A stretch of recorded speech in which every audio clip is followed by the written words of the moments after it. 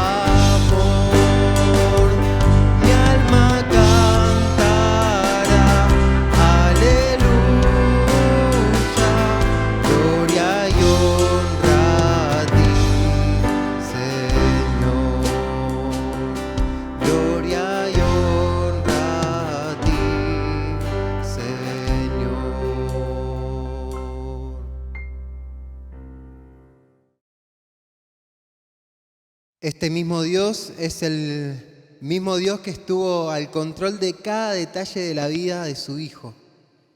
En el momento en el que transcurrió por este tiempo en el mundo, su ministerio aquí en la tierra, y es el que al morir en la cruz y al resucitar nos dio salvación por su obra, por su poder, por su espíritu. Y en ese poder, a través de su espíritu, hay fuerza, hay consolación, hay un lugar donde nos podemos sentir guardados. Y los animamos a que puedan sentirse así con esta canción. Cantamos.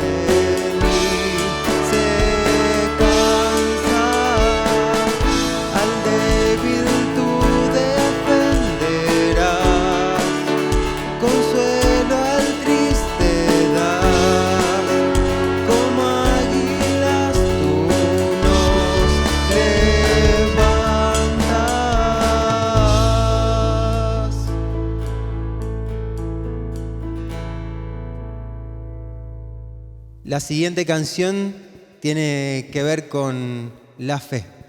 Debemos creer todo esto, debemos creer que el Señor Jesús murió por cada uno de nosotros. Debemos creer que Dios nos puede dar esa fuerza que necesitamos en estos tiempos, en la adversidad que estés pasando. Y por eso cantamos que todo es posible si puedes creer. Fe mueve las manos de Dios, fe en su palabra santa.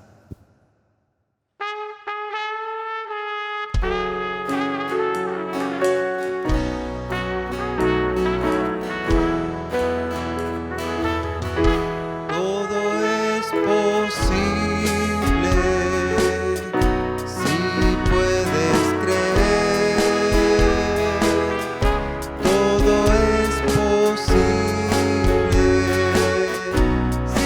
puedes creer.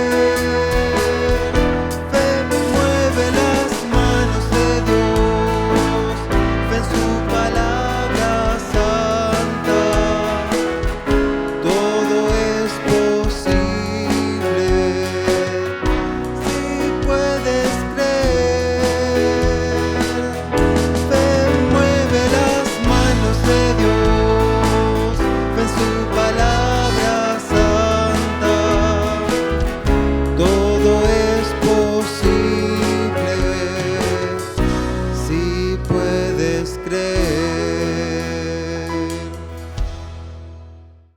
Y la última canción es un himno, el himno 8. El himno 8, alabado el gran manantial que de sangre Dios nos mostró. Cantemos.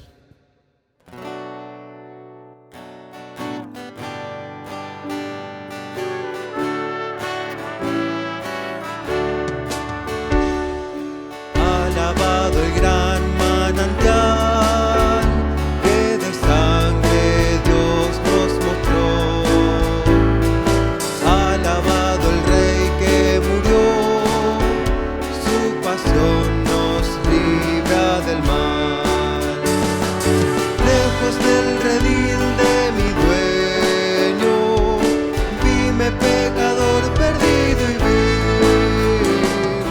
el Cordero sangre vertió, me limpia zonas de raudal. Que solo así me emblanqueceré. Lávame en tu sangre, Jesús, y nívea blancura tendré. La punzante insignia llevó, en la cruz dejó de vivir. Grandes males quiso sufrir, no en vano Cristo sufrió. Al gran manantial conducido, que de mi maldad ha sido fiel.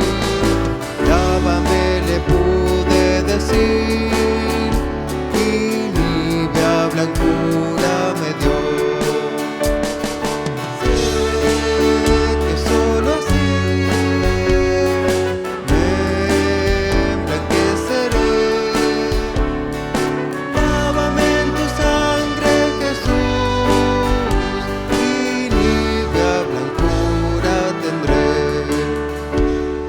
Padre, de ti lejos vagué, extravióse mi corazón. Como grana mis culpas son, no con agua limpio seré. A tu fuente magna acudí, tu promesa creo, Jesús. La eficaz virtud de tu don, la nívea blancura me dé. Sé que solo así me emblanqueceré. Lávame en tu sangre, Jesús, y nívea blancura tendré.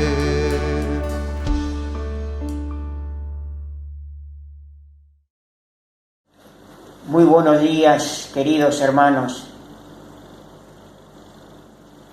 Una vez más nos comunicamos a través de este sistema que estamos realizando.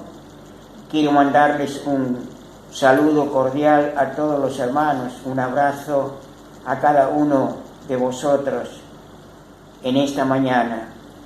Y quisiéramos tener por delante el subtema que nos han dado con respecto a este hombre de Dios como es Eliseo. Hoy veremos entonces el subtema Eliseo y Naamán. Y vamos a leer en la palabra de Dios la porción que corresponde en este caso a este tema que vamos a seguir enumerando. Segunda Reyes, capítulo 5, versículo 1 al 19 inclusive.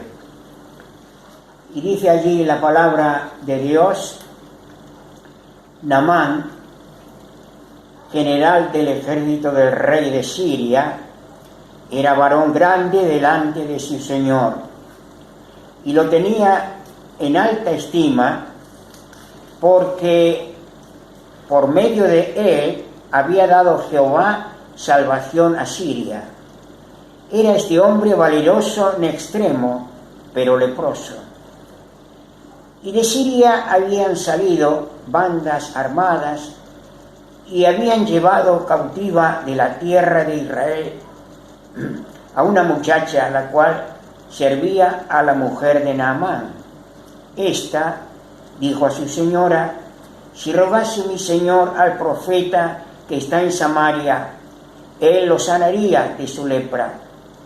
Entrando Naamán a su señor, le relató diciendo: así y así ha dicho una muchacha que es de la tierra de Israel. Y le dijo el rey de Siria: anda, ve, y yo enviaré cartas al rey de Israel. Salió pues él, llevando consigo 10 talentos de plata y 6,000 piezas de oro y 10 mudas de vestidos.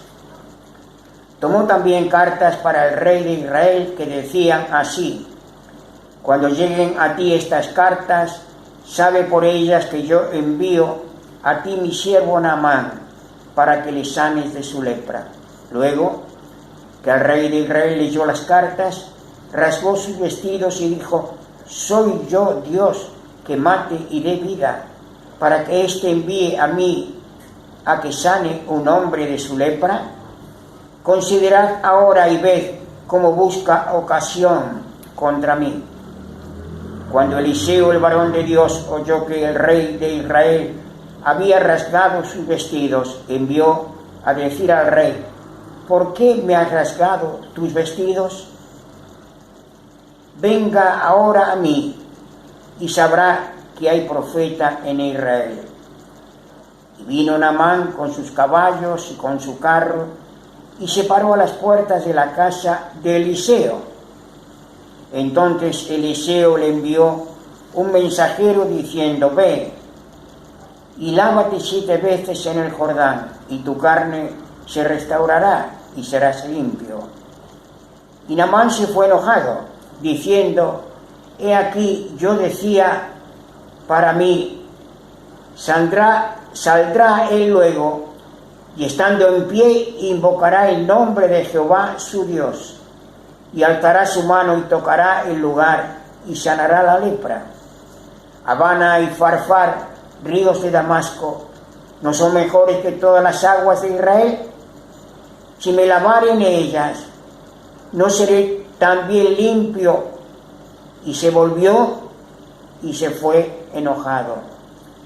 Mas los criados se le acercaron y le hablaron diciendo: Padre mío, si el profeta te mandara alguna gran cosa, ¿no la harías?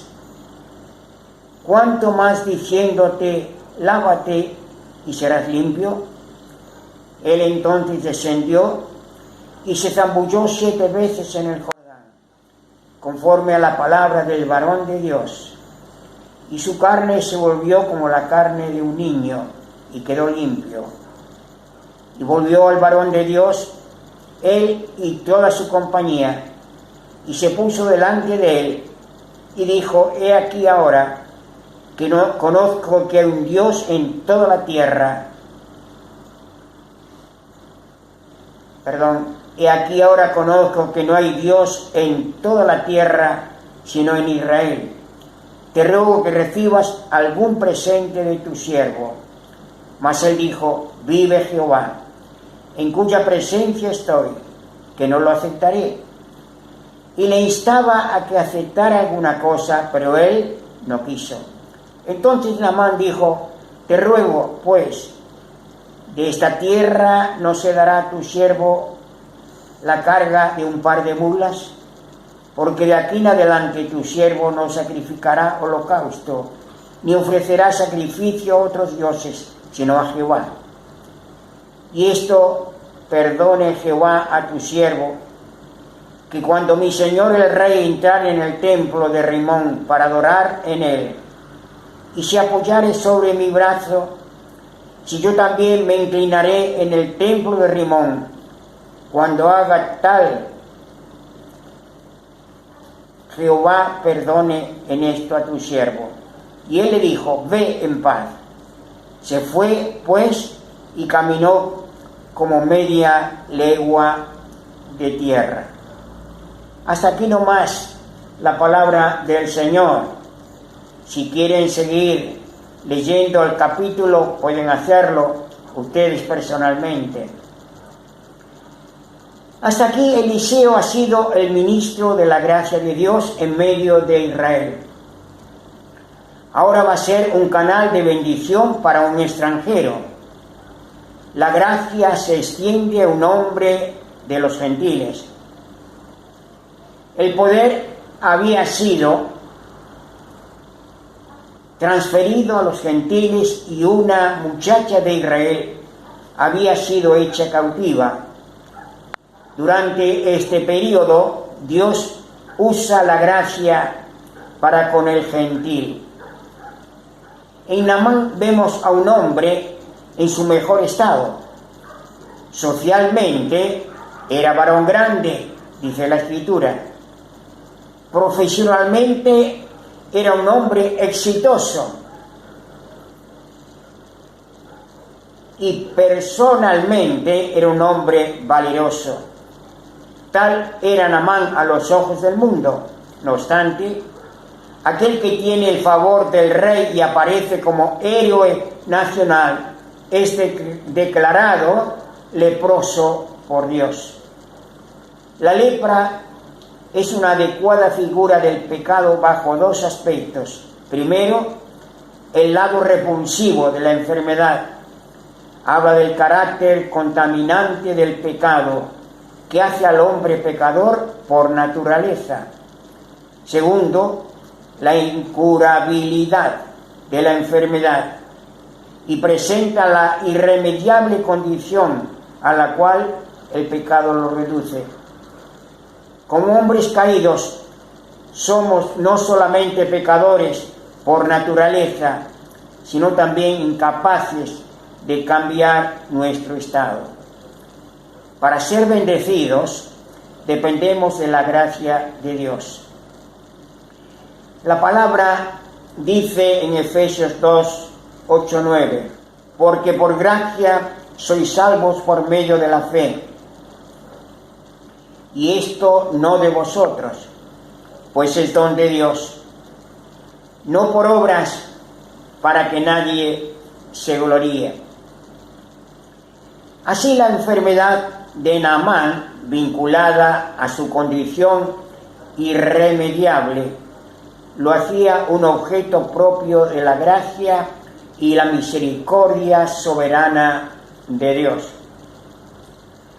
Lo que daba a Naamán un lugar tan elevado ante el mundo no tenía valor ante los ojos de Dios.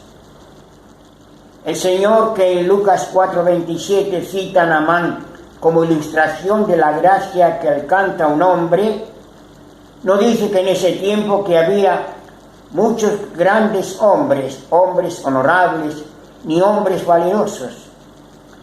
Ninguna de esas cualidades habría hecho de él un objeto adecuado para la gracia. Por eso dice el texto ya citado, y muchos leprosos había en Israel en tiempo del profeta Eliseo, pero ninguno de ellos fue limpiado, sino Naamán el sirio. Además de esta bella escena, no solo vemos la actividad de la gracia para con el pecador, sino también la forma en la que Dios hace conocer esta gracia. Actúa de una forma tal que muestra la insignificancia de todo nuestro orgullo.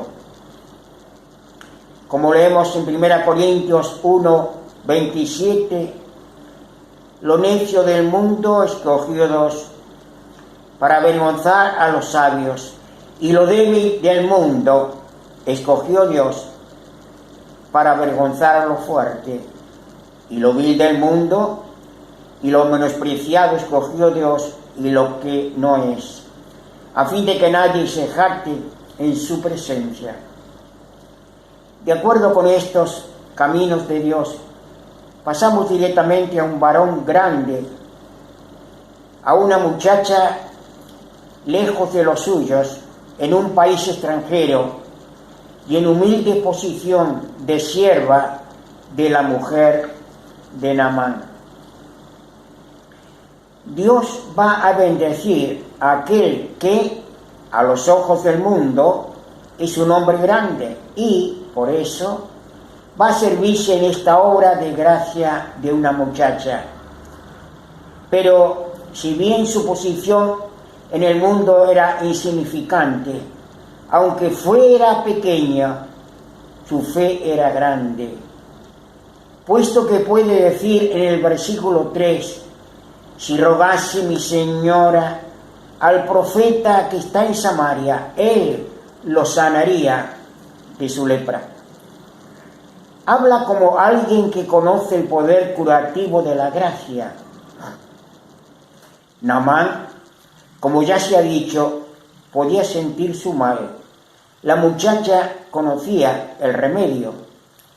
Su confianza es tanto y más notable por cuanto ella, durante el curso de su existencia, no había podido ver un solo caso de curación de lepra, puesto que el mismo Señor dice que en el tiempo de Eliseo había muchos leprosos, pero ninguno de ellos fue limpiado, sino Naamán, el sirio.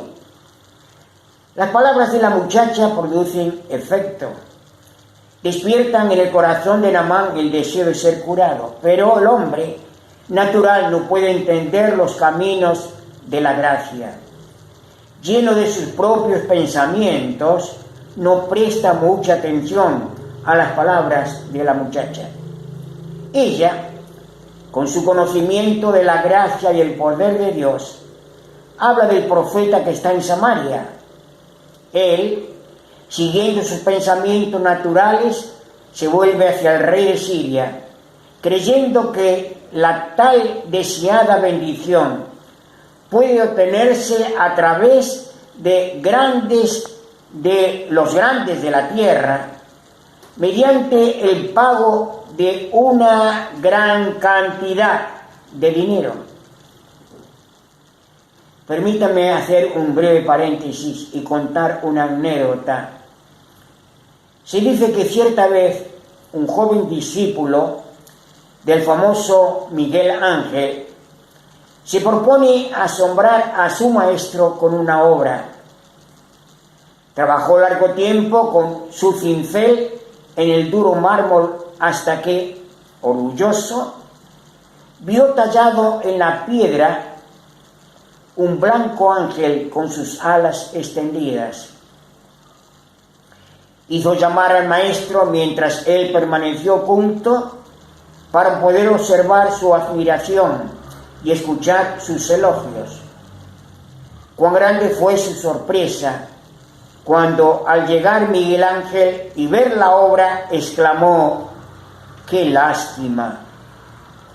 Extrañado, el joven escultor volvió a escuchar varias veces la misma frase a medida que su obra era mirada desde distintos ángulos.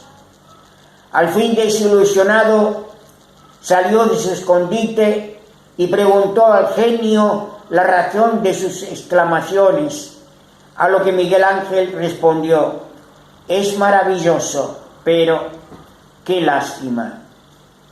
Qué lástima que no sea de verdad, para que pudiera abrir sus alas y volar hasta el cielo. ¿Esta ilustración no es acaso el reflejo de la realidad? El hombre puede ser aparentemente grande, destacado, famoso, admirable, pero hay algo que tira por tierra lo que es en apariencia, es pecador. Así lo enseña la historia de Naamán, un héroe, pero leproso. Veamos algunos aspectos de Naamán, por favor, en esta mañana. Primero, su condición natural. de lo que dice el versículo primero de nuestra porción leída. Naamán, general del ejército del rey de Siria, era varón grande delante de su señor y lo tenía en alta estima, porque por medio de él había dado Jehová salvación a Siria. Era este hombre valeroso en extremo, pero leproso. La vida de Naamán es una verdadera paradoja. En un momento de personalidad suya, llega a cumbres admirables. General del ejército, varón grande, en alta estima, por medio de él había dado Jehová salvación a la Siria, valeroso en extremo, dice la Escritura. Son frases que revelan una personalidad cautivante, digna de imitar, pero siempre hay un pero, decimos. En solo 2 palabras, toda su atractiva personalidad, su fama y su grandeza descienden al lodo más profundo, quedan empañados por una triste verdad, pero leproso. Así es el hombre, exteriormente puede gozar del aprecio general, del respeto y los mejores elogios, pero es pecador. Y esa sola condición hace que esté perdido para Dios. Hubo un joven en los tiempos del Señor Jesús que tenía de todo, material y moralmente. Lo leemos allí en Marcos capítulo 10, desde el versículo 17 al 22. Pueden leerlo después ustedes. Pero el Señor le dijo, una cosa te falta. Versículo 21. ¿Te faltaría a ti el ser limpio del pecado en esta mañana? Y a nosotros los creyentes, ¿tendría Dios algún pero que señalar en nuestra vida? Segundo, su actitud equivocada, versículos 2 al 7 de la lectura que hemos hecho hoy. La grandeza de Naamán, empequeñecida por su lepra, y esto contrasta con la sencillez de aquella muchacha, su criada, pero agigantada por su testimonio brillante. Aún lejos de su hogar y de su pueblo, no dejó de hablar de Eliseo, el siervo de Dios, que era el único que podía sanarle. Qué hermoso ejemplo de testimonio ante el mundo. Sin embargo, vemos la actitud equivocada de Naamán. El consejo de la muchacha fue, lo vemos en el versículo 3, si rogase mi señor o mi señora al profeta. La actitud de Naamán fue al rey, llevó cartas de recomendación y presentes riquísimos, pero nada de eso sirvió. Esas 3 actitudes ilustran al hombre que busca su salvación por medio de la religión, las intercesiones y los méritos propios. Desde el principio siempre ha sido la actitud del hombre el tratar de justificarse ante Dios por medios humanos. Adán, por ejemplo, en Génesis capítulo 3, verso 7, Caín, Génesis 4, 3, el carcelero de Filipos, Hechos 16, 30, etcétera, etcétera. Pero Dios dice en su palabra, en Efesios 2, 9, no por obras, para que nadie se gloríe. En tercer lugar, el orgullo de Naamán fue herido, y lo leemos desde el versículo 8 al 12 de nuestra porción. Naamán, desconcertado y casi sin esperanza, escucha el consejo del rey de ir a ver a Eliseo. El versículo 9 ve aparecer a Naamán con sus caballos y su carro, todo su poder y toda su gloria, y se paró a la puerta de la casa de Eliseo. El mensaje que envió Eliseo fue sencillamente en el versículo 10: ve y lávate 7 veces en el Jordán, y tu carne se restaurará y serás limpio. ¿Cómo? Ese era el recibimiento que el profeta Eliseo daba a un personaje de tan alta dignidad. Y aún lejos de obrar alguna solemne ceremonia, da como remedio lavarse en el Jordán, un río que no podía compararse con las aguas de su país, altamente alabadas por su pureza y frescura. Es notable el concepto netamente humano que el hombre tiene acerca de su salvación, como leemos en los versículos 11 y 12, que dice: y Naamán se fue enojado, diciendo: he aquí, yo decía para mí, saldrá él, Eliseo, y estando en pie invocará el nombre de Jehová su Dios, y alzará su mano y tocará el lugar y sanará la lepra. Habana y Farfar, ríos de Damasco, ¿no son mejores que todas las aguas de Israel? Si me lavare en ellos, ¿no seré también limpio? Y se volvió y se fue enojado. Pero la salvación es por fe y se debe creer con confianza. El Señor dijo cierta vez a una mujer en Lucas 8:50: no temas, cree solamente y serás salvo. En cuarto lugar, encontramos la obediencia decisiva de este hombre.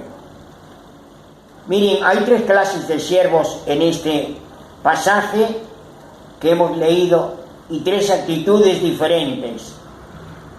Mejor dicho, uno de ellos lo encontramos más adelante en la lectura que no hemos hecho, pero ustedes pueden encontrarlo. Primero está la sierva de la mujer de Naamán, que testificó estando aún en tierra extraña. Segundo, el siervo de Eliseo que engañó a su señor.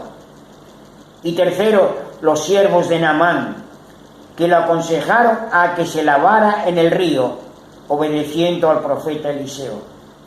Así Naamán, aunque herido en su orgullo, versículo 14, descendió y se zambulló. Para Dios, como leemos en 1 Samuel 15:22, el obedecer es mejor que los sacrificios y el prestar atención que la grosura de los carneros. Naamán, si quería restaurarse, tenía que obedecer, bajar, o sea, zambullirse en el Jordán, que significó dejar la antigua manera de vivir, morir, renunciar a su vieja naturaleza. Entre paréntesis, el río Jordán es figura de muerte en la Biblia. En quinto lugar, encontramos su restauración y completa en su vida. Versículo 14, la segunda parte del versículo 14. Qué notable debió ser la admiración de Naamán al salir la 7ª vez del agua y ver su piel como la carne de un niño, según dice la Escritura, renovada con nueva vida. Nos recuerda las palabras del Señor en Mateo 18:3. De cierto os digo que si no os volvéis y os hacéis como un niño, no estaréis en el reino de los cielos. Perdón, no entraréis en el reino de los cielos. Estimados oyentes, amigos, si aún no tienes a Cristo como Salvador y Señor, fíjate que estás como Naamán, con un gran pero para Dios, ya que eres pecador ante Él. Pero si obedeces al Señor y clamas como lo hizo el salmista David en el Salmo 51, versículo 2. Lávame más y más de mi maldad y límpiame de mi pecado. Terminamos leyendo lo que dice el apóstol Pablo en 2 Corintios 5, 17. De modo que si alguno está en Cristo, nueva criatura es. Las cosas viejas pasaron. He aquí, todas son hechas nuevas. Y ya ir terminando en esta mañana, quisiera agregar unas palabras más para los hermanos y hermanas, especialmente jóvenes. Aquí en esta porción encontramos un testimonio brillante. Consideremos el hermoso ejemplo de una niña que, aunque esclava, da muestra de que en cualquier lugar en que nos encontremos, y no importa en qué circunstancias, podemos brillar para Dios. Su testimonio evidencia estar respaldada sólidamente por, en primer lugar, una fe valerosa en el poder de Dios. Segundo, un amor verdadero hacia su semejante. Entre paréntesis, en este caso, uno que al tenerla como esclava, como su enemigo. Tercero, una actitud resuelta, que no le permite vacilar ante la posibilidad del fracaso de su testimonio. Dios ha bendecido y seguirá bendiciendo esas tres cualidades tan importantes: fe, amor y decisión. Sin duda, la felicidad experimentada por la muchacha habrá sido muy grande al pensar que, por haber dado un testimonio tan simple, su Señor volvía limpio de la lepra. Pero en segundo lugar, una luz que no puede ser ignorada. Si la muchacha hubiese tenido temor de testificar para Dios, de nada le hubiera valido de su poder sin igual.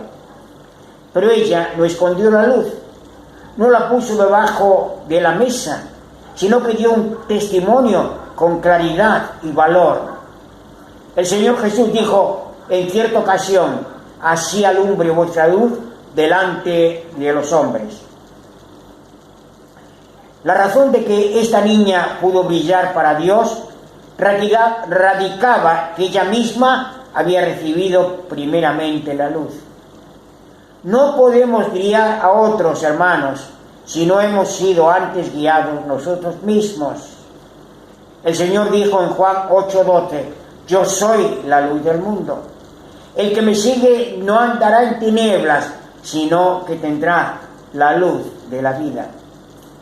Si seguimos al Señor Jesús con todo nuestro corazón y no nos avergonzamos de ello, nuestra vida será una luz que alumbrará delante de los hombres.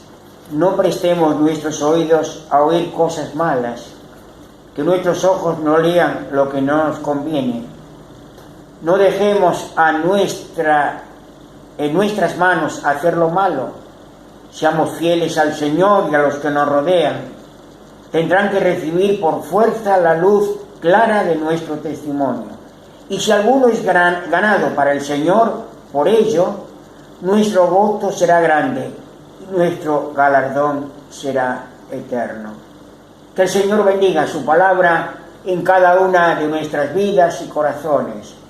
Y en esta mañana podamos entender cómo Dios pudo cambiar una vida realmente que estaba opuesta a Él. Lo puede hacer contigo también en este día. Que Dios bendiga su palabra en nuestros corazones. Amén. Bueno, hermanos, con esto vamos a dar por concluida la reunión. Vamos a tener una pequeña oración para cerrar. Le voy a pedir a Santiago Mercado si puede orar para despedir. Padre nuestro, estás en los cielos, te agradecemos por la oportunidad, a pesar de todo, de poder estar acá escuchándote, alabándote, porque te lo mereces. Te agradecemos por el amor que nos brindás cada día. Te pedimos para que nos bendigas y nos guardes a toda la iglesia en estos momentos y que podamos salir edificados. Te pedimos por todo esto en nombre del Señor Jesús. Amén. Con esto damos por finalizada la reunión y recordamos que el miércoles nos encontramos nuevamente en la reunión de oración y que el próximo sábado, el 5º sábado de mayo, tenemos un encuentro especial de jóvenes en el que nos va a traer la palabra un hermano misionero. Bueno, con esto quedamos en libertad, hermanos. Bueno es Dios, siempre fiel, puso un canto nuevo en mi corazón. Bueno es Dios, siempre fiel, en la oscuridad brillará su amor. Bueno es Dios, siempre fiel. Si tú vas por el valle y hay sombras alrededor, di adiós al temor, pues seguro en él estás. Prometió nunca dejarte ni abandonarte, y él no mentirá. Bueno es Dios, siempre fiel, puso un canto nuevo en mi corazón. Bueno es Dios, siempre fiel, en la oscuridad brillará su amor. Bueno es Dios, siempre fiel.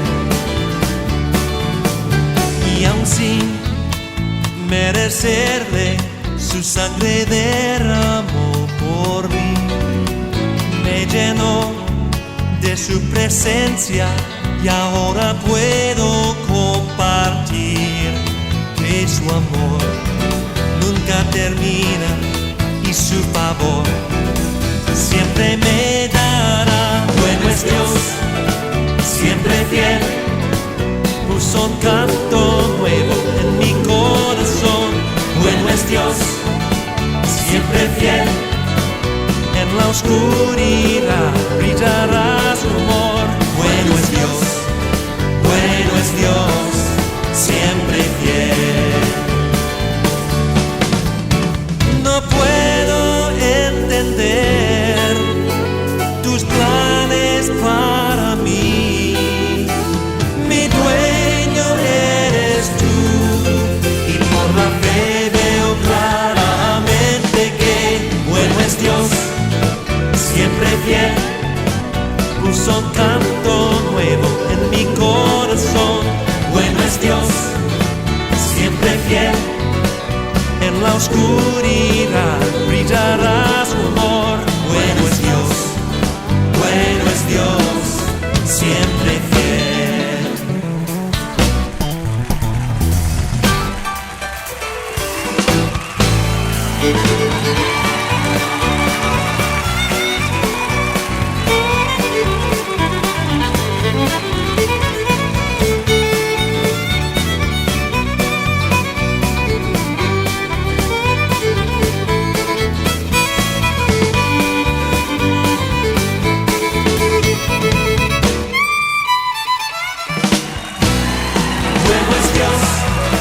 Siempre fiel, puso un canto nuevo en mi corazón. Bueno es Dios, siempre fiel, en la oscuridad brillará su amor. Bueno es Dios, grande es Él.